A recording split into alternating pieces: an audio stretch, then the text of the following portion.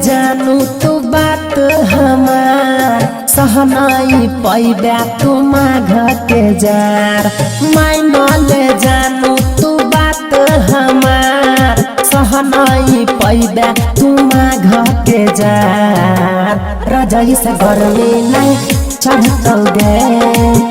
ठंडी में शादी करतोगे रजाई से गर्मी नहीं चढ़तोगे ठंडी में शादी करतोगे।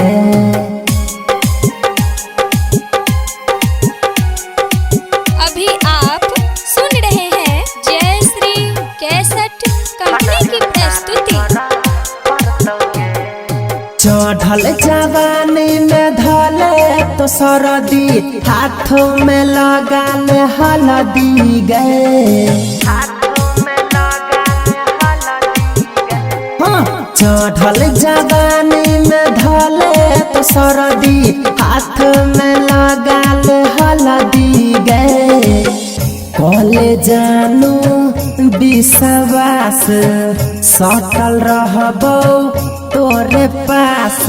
मान ले जानू तू बात हमार सहनाई पैबा तू माघ के जार रजाई से घर में नहीं चढ़तोगे ठंडी में शादी करतोगे रजाई से घर में नहीं चढ़तोगे ठंडी में शादी करतोगे। अभी आप सुन रहे हैं सिंगर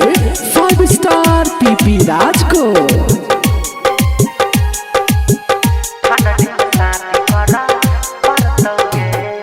राइटर रौशन पीपी गे कहो करे ले जानू शराम गे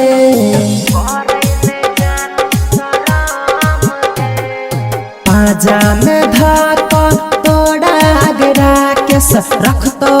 तोरा गरम गे पीपी राज कहो छोरी बर्मिक रहते अपन जोरी मान ले जानू तू बात हमार सहनाई पैबा तू माघ के जार रजाई से गर्मी नहीं चढ़तोगे ठंडी में शादी करतोगे रजाई से गर्मी नहीं चढ़तोगे ठंडी में शादी करतोगे।